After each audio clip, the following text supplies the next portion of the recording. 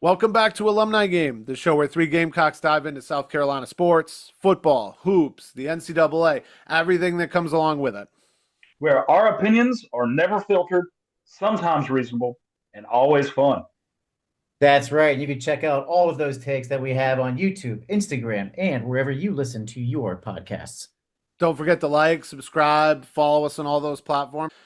Settle in, y'all, and let's get started with this week's episode of Alumni Game!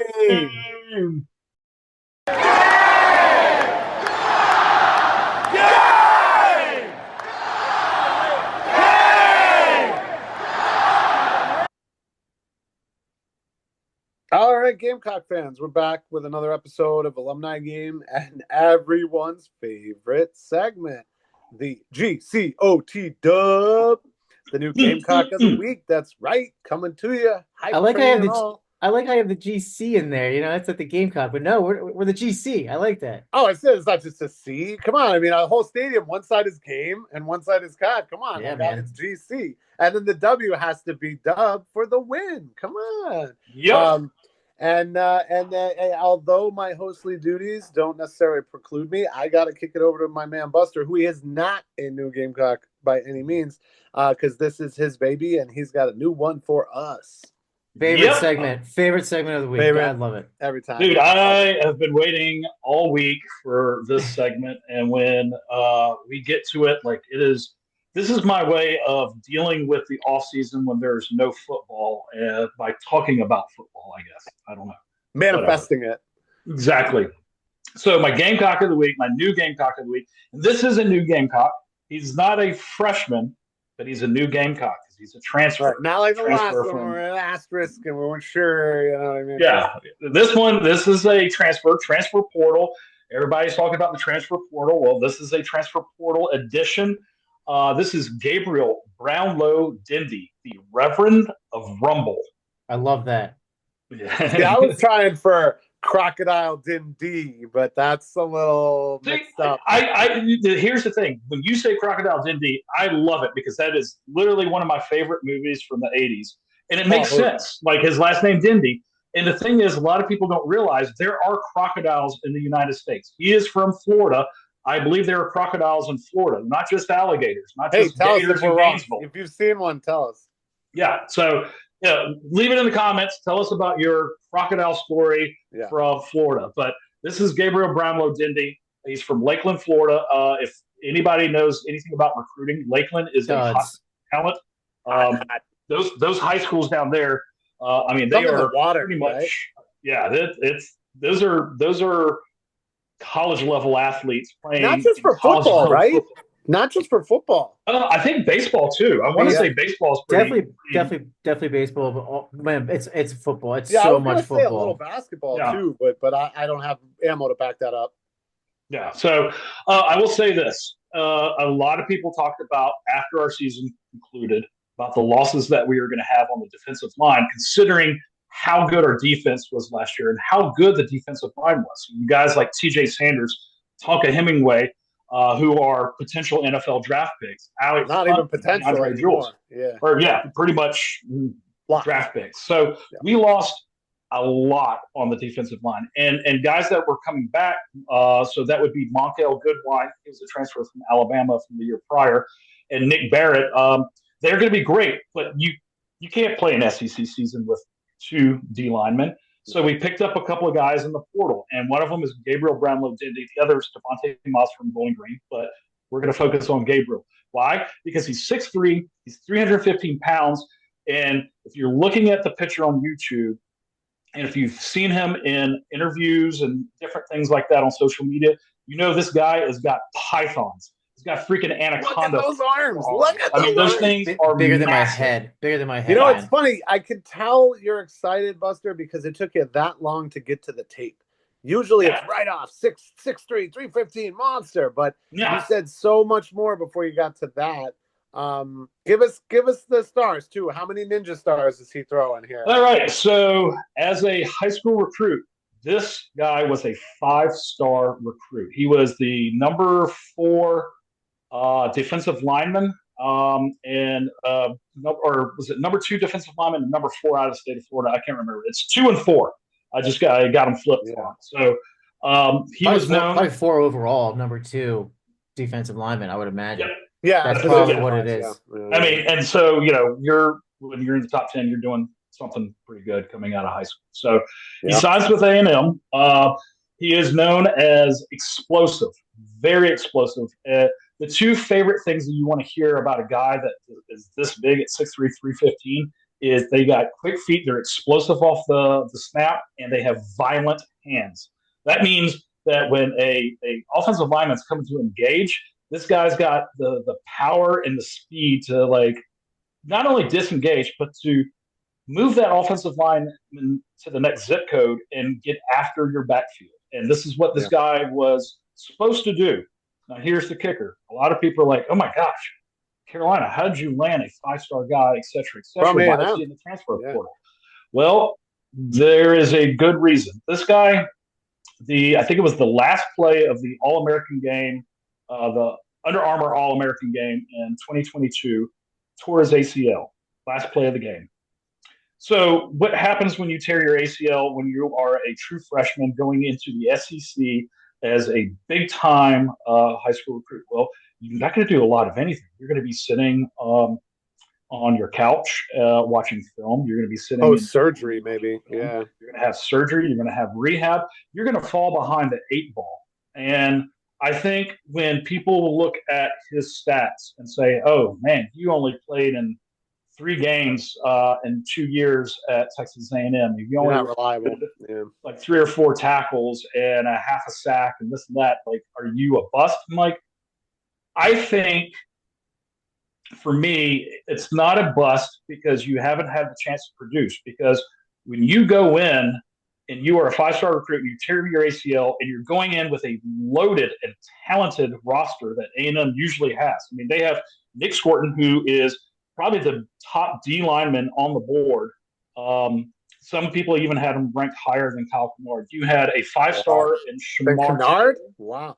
Yeah. So they paid a guy like $100 million just to leave as the head coach. So they got money. Yeah. So that's the thing is, just to not be a homer here and to let's be real about it. What is more likely for him if it were to happen again? To re-tear the same ACL or to tear the other one? Well, if it were to happen again, just to get it out of the way, just to say it, like percentage-wise, which is more likely? Because don't you start favoring the other ACL from the injured one? I'm not sure if I'm liking this negative energy coming from you here, Mike.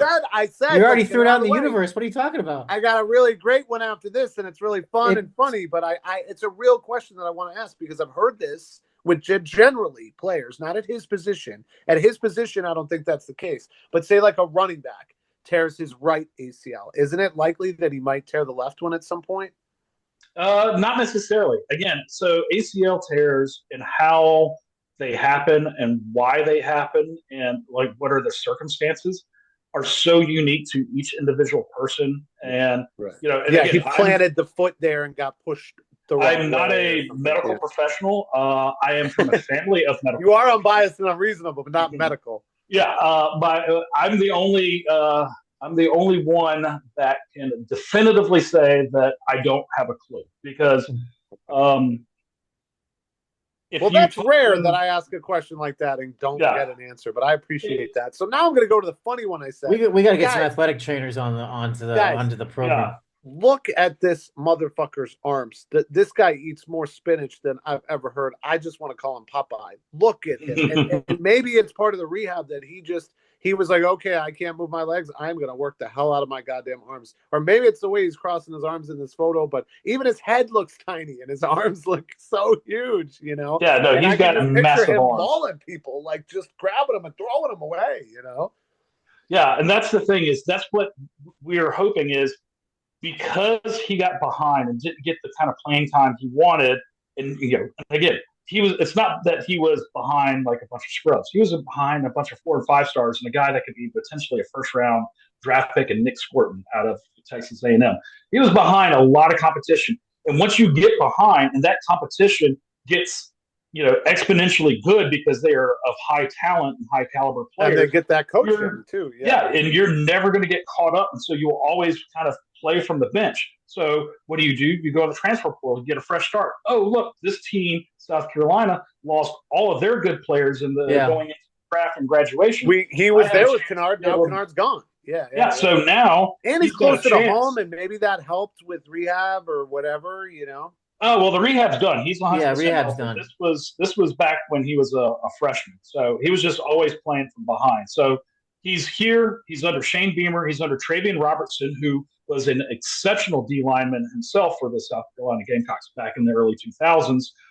So he's going to get excellent training. He's going to get draft ready. But the thing is, right now, what we're looking at is this guy has a chance to get some good PT because there was, again, everybody else graduated from the D line. So he's equal with everybody else. He's not behind like he was before. Yeah. So I mean, he is a little bit long in the tooth, right? I mean, by November, he's going to be 22.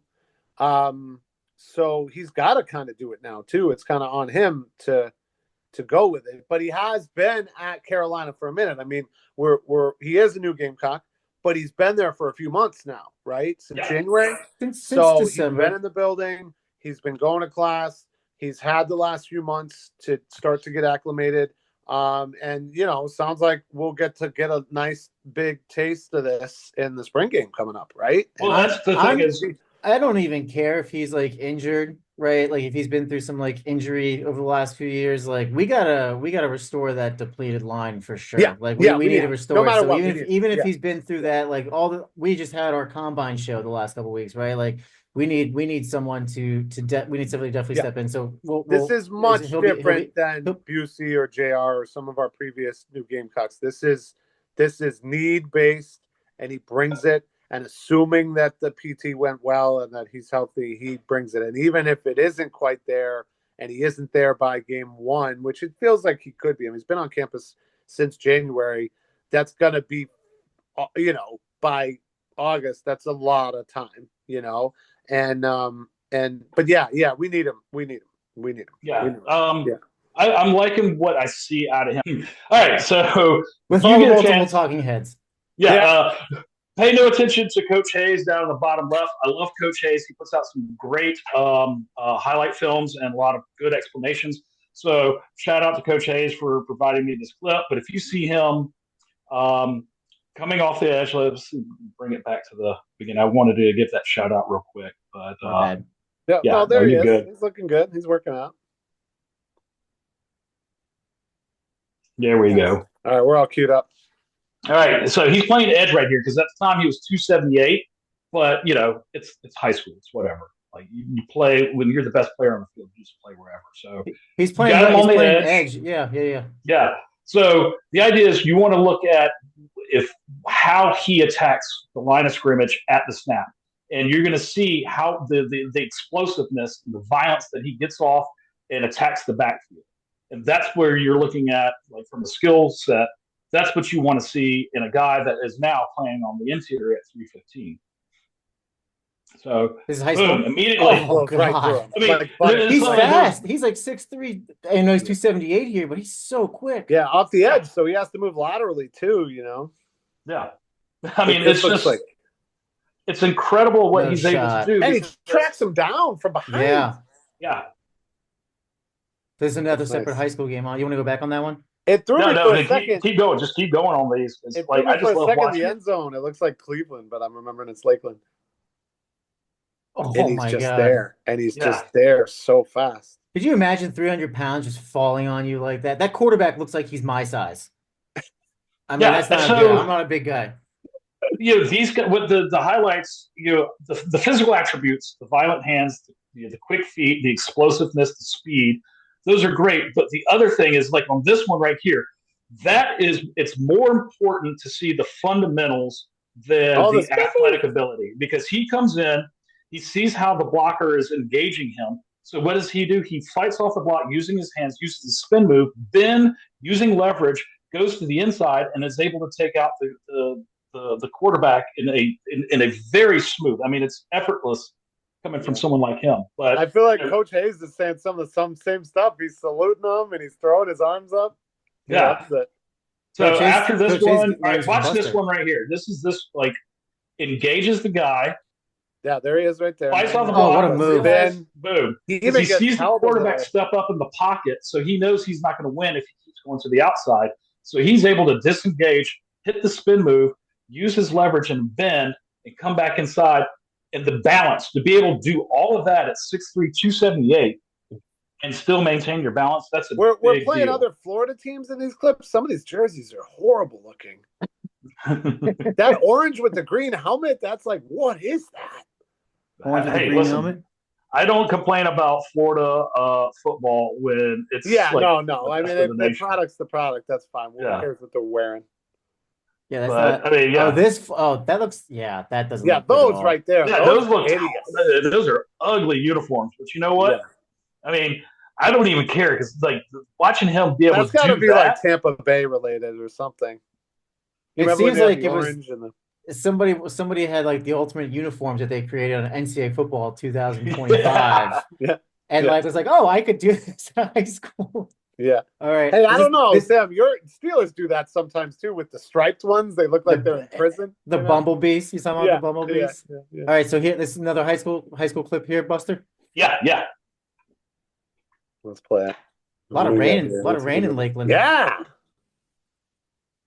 Oh, let's see what we got here. Yeah, no, where's he at? Okay, he's in the middle there, kind of. All right, yeah. So this is the one where, like, I mean, this just blows them up. They call it the bull rush. But you just straight up blow somebody up. And you destroy the play. He tapped him with one arm. He brought his whole body down with one arm. Yeah. It almost looks like a hold or something, like the way he. Yeah, Coach Hayes is smiling about it too, and then we got the mascot on the side too. Oh my God. Yeah, one cool thing how he even gets to that guy. Yeah. That you mentioned is the fact that he can grab the guy with the one hand there. So he's known to have incredibly strong grip strength. It goes with violent hands. Comes to find out, this kid, Gabriel, well, I guess now he's a young man, but as a kid, he grew up doing mixed martial arts, which I think may play a part in why he has violent hands, why they are quick, why he's able to disengage, why he's able to have the grip strength to be able to snag a running back going through the hole with one arm and be able to. It's funny you say that, Buster, because I think we talked about Busey playing lacrosse with the hands. A buddy of mine was talking about Jokic in the NFL and the NBA playing water polo, or like where you're in the water and you got to hand the ball and how he can palm the ball, and like feels like some of these random sports really aid in some of the skills you need at certain positions. Well, if you do a sport generalization versus a sport specialization, you prevent your injury better and you use a lot of different muscles. I remember I had to do a lot of research in my old software job in 2018 for this. Like we worked in youth sports, and there was a lot of research that we had to do. Yeah, and like cross training, basically. If you play multiple sports as opposed to one sport all year, you increase the likelihood of not only preventing injury, but also building up the muscles that you would not use in those other sports. And then a sport like football. Right. Yeah, I always love basketball players that play tight end. I always love. Here's the deal to all the parents out there. Here's a little PSA from Buster. Make sure your kids play a multitude of sports, do a multitude of activities. A well-rounded student athlete is better than any athlete that specializes in one sport and does not know how to cross-train. PSA, allow your kids to play all the sports and do all the activities. Nice. And that's my preach for the day. Also stay in school, get good grades, play an instrument, create art, all that good stuff too. Yes. Buster, we got a couple more. We got a couple more clips here you want to show, and then we got we got some mailbag. Do you guys have some questions? Y'all have some questions? Yeah, about I got a question. I'm seeing he's a redshirt junior, and I'm doing the math. How long do we keep him? 2 years?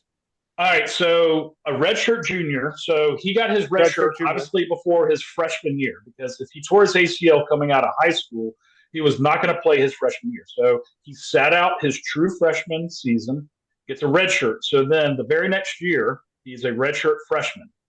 And then sophomore year, you'll be a redshirt sophomore because you're after you get a redshirt, you're always going to be a redshirt. Haven't really played. Yeah. Didn't really play his sophomore year, but you can't get 2 redshirts in a row. You only get that 1 redshirt. Right. And so he's a redshirt junior, which means he's got 2 years to play too. Unless he were to get injured again or something. Yeah, if you get injured the next time around and it's a season-ending injury, you petition the NCAA for a medical red shirt, et cetera, you can get another year. But and if he wants my understanding, that's going to mean that he can probably go for a post-grad year and get another degree or something if he wants. Yeah. So at least 2 to play 2 for right now.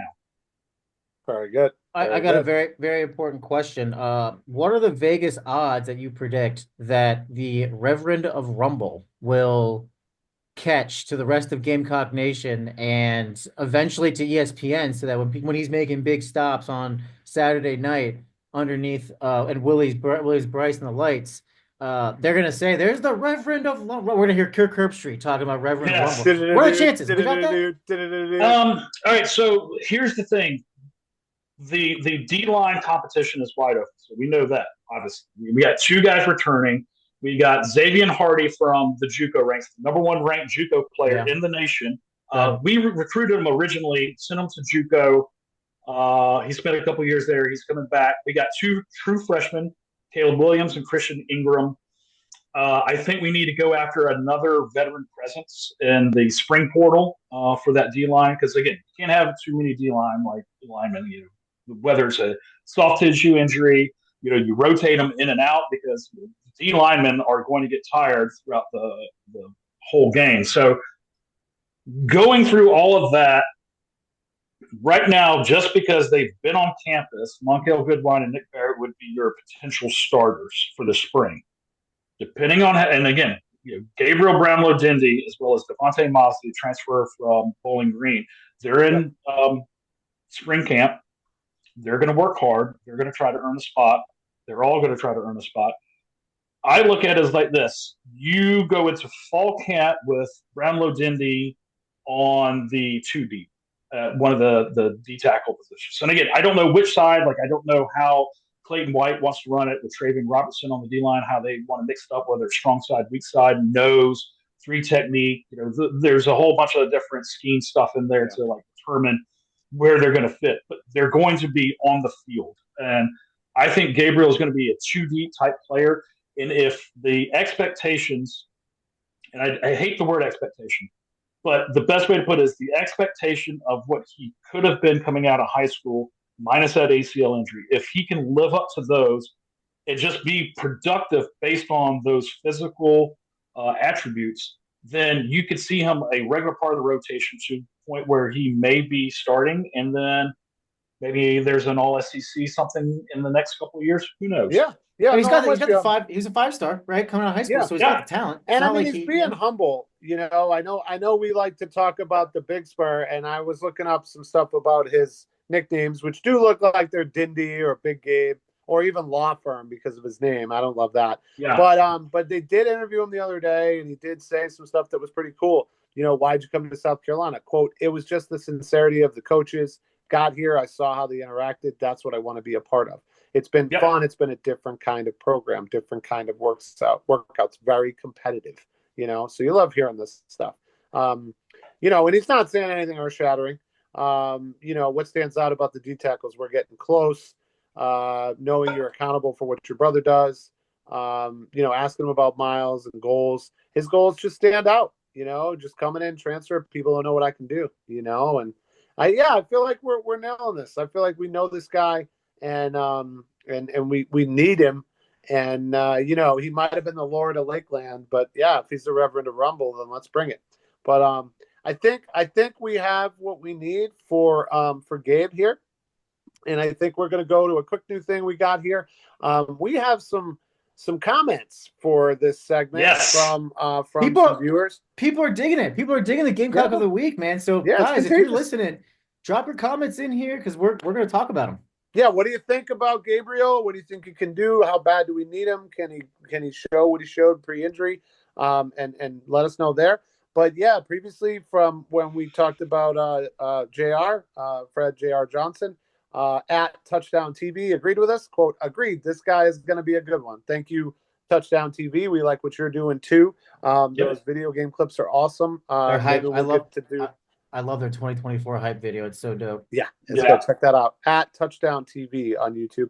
We got another comment from at Cameron with a K Jones 6633. One thing about SC, they always churn out good defensive guys. Amen. Yes, brother. we do. Amen, brother. Side note: JC Horn just got paid too this week. Side note. And then much more recently, a recent comment on our David Busey Gamecock of the Week. No relation to the other Buseys. At Stanley JH601. This is a player not at all spoken about. His special teams play was outstanding. Yes, we agree. Thank you. We hit on you guys. Both of you guys hit on that last week too. Yeah. Special teams are huge. We know that with Shane. And then saying, with Busey, I see again from at Stanley JH601. With Busey, I see replacing DQ midseason. I really like. He's talking about DQ Smith there. I really like his attitude and potential ability. Definitely one to keep around. It's always good to have a cognitive bias mind on the back end of the D. Okay. Well, hey, we got some kind of bias. We're always unbiased. There is some chatter on social about Busey replacing DQ. In a short yes or real quick, Buster. I want to pick your brain here. Yeah. Does he replace DQ, and if so, when? DQ starts because he's a veteran and he understands the defense and has been in that defense since his freshman year. Now a junior. However, he's been a liability at coverage at times, and maybe a step slower than someone like Busey. I see Busey being aggressive, and if his physical abilities are as good as they are and his mental abilities catch up, I see him starting mid-season. Nice. I love that. So like 4 or 5 games in? Yeah. And then if Busey, if they can move him off special teams and other players develop on special teams, then special teams coach will allow that too. So that's great. Yeah. That's good. Cool. Well, obviously great to have the comments, guys. Keep it coming. We love all you guys. At awesome comments, guys. At Thank Cameron Jones 6633 and at Stanley JH601. Thank you all so much. We hope to see more of you and get us if we're wrong too. I'm starting to think I need to go out and make a new outro and call this show the new Gamecock of the Week, but that is not the name of our show, and we think we nailed it this week with another new Gamecock. So, I got real quick. What about minute left? Real quick. Mike, are you calling in from a spaceship? Why is it there? Some computer issues right now. I got a little charge issue from the phone, but I think it looks okay. Let me know if it's not, and I'll fix it. And either way, we're not making this a regular thing, but to know that I can do this from anywhere is fun. Maybe I'll go to the top of the Empire State soon or something like that. I tell you what, you crushed it today, brother. Buster, as always, amazing job. Gamecock of the Week. GCOT-dub. But yeah, that's another new Gamecock of the Week. That's another episode of Alumni Gamecocks. Woo!